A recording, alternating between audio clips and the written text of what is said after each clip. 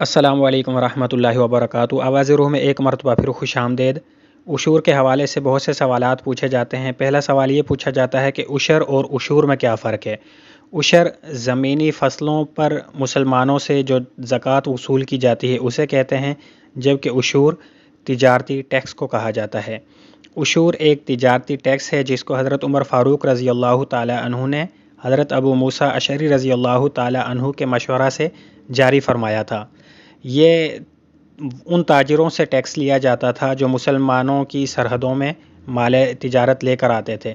हरबियों से ये 10% वसूल किया जाता था, ज़िम्मियों से 5%, मुसलमान ताजिरों से 2.5%, और 200 दिरहम से कम माल पर यह टैक्स माफ़ था और ये टैक्स साल में एक मरतबा लिया जाता था।